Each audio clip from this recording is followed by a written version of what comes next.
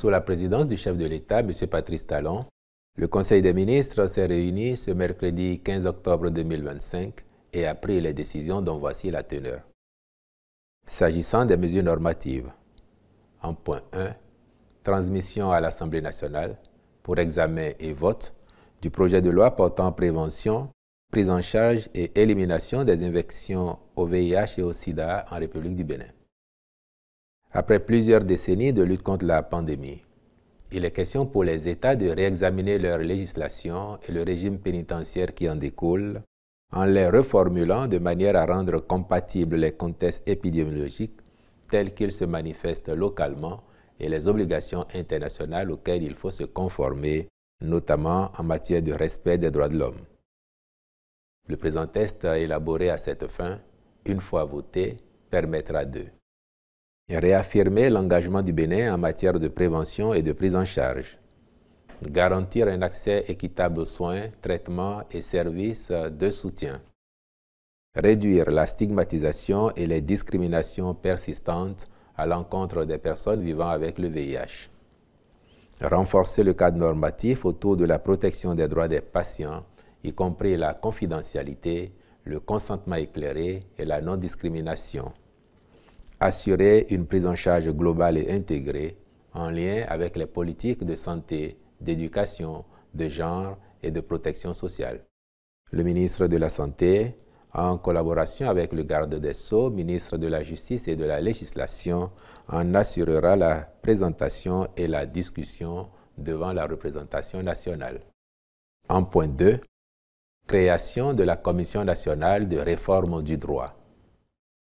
Dans la configuration actuelle des organes existants, le droit positif ne fait l'objet d'aucune étude de perspective législative de nature à en identifier les faiblesses, les besoins, afin de rechercher les solutions dont l'examen devrait être soumis avec plus de pertinence aux organes compétents. La mise en place d'un organe central devant exercer la veille sur les politiques législatives et capitaliser les expériences s'avère donc pertinente dans le but de remédier aux insuffisances relevées.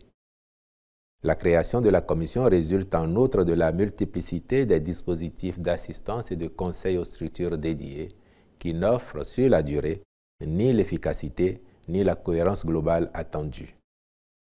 La dite commission aura entre autres attribution de conduire, pour le compte de l'État, des études de législation appliquée et prospective en toute matière.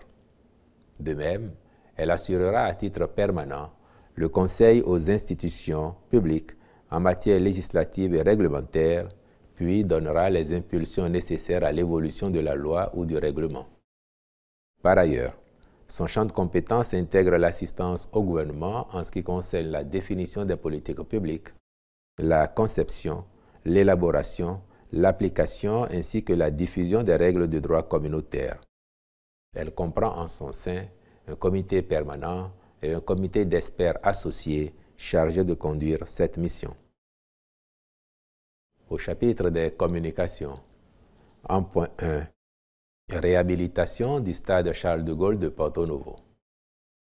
Les travaux à engager visent à mettre aux normes ce stade afin qu'il offre les meilleures commodités aux sportifs, en particulier les jeunes, pour la pratique de leur discipline sportive dans un cadre approprié, toutes choses concourant à les aguerrir aux compétitions internationales. C'est pourquoi le Conseil a marqué son accord pour la contractualisation avec des cabinets réputés en matière de maîtrise d'œuvre complète, d'études d'impact environnemental et social et faisant leurs preuves sur divers chantiers du programme d'action du gouvernement déjà réalisés ou en cours de réalisation. Le ministre des Sports et le ministre chargé du cadre de vie prendront toutes les mesures pour le suivi des travaux à engager. En point 2, recrutement de 300 élèves conseillers pédagogiques et de 50 élèves inspecteurs de l'enseignement du second degré au titre de l'année 2025. Au terme du programme d'action du gouvernement 2021-2026, le renforcement des ressources humaines d'encadrement a été identifié comme un levier stratégique pour asseoir un système structuré d'assurance qualité pédagogique. Dans ce cadre, Il convient d'étoffer les effectifs existants de conseillers pédagogiques et d'inspecteurs en tenant compte des départs imminents à la retraite. Les présents recrutements sont donc autorisés à cette fin et les lauréats suivront respectivement des formations de 12 et 24 mois. Ceci favorisera la disponibilité du personnel qualifié pour assurer un contrôle continu de la performance des enseignements.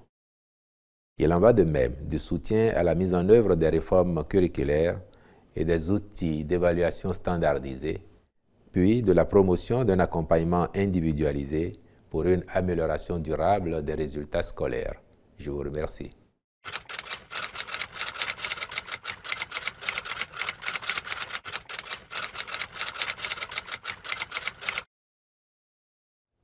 Le rêve n'a pas été brisé, sa réalisation a été différée.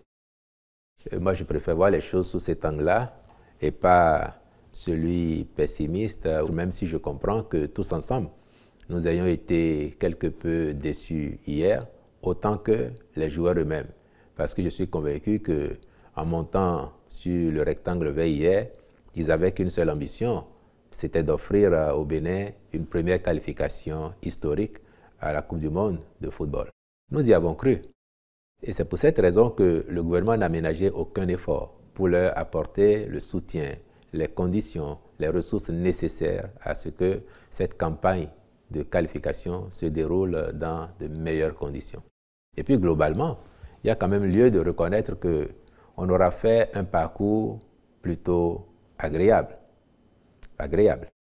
Malheureusement pour nous, la dernière marche était un peu plus haute parce que nous sommes tombés sur un adversaire coriace qui avait manifestement faim et devant son public en cette dernière journée et ne voulait pas passer à côté de son devoir.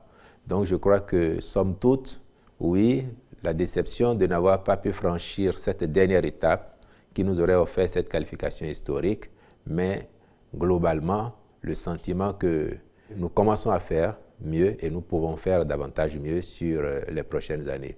J'ai la conviction que les guépardos que nous avons, qui sont de jeunes guépards maintenant, ils vont devenir des guépards adultes, féroces, et que jouer aussi bien sur nos installations qu'à l'étranger ne nous empêcherait pas d'engranger le maximum de points à chaque fois que cela sera possible.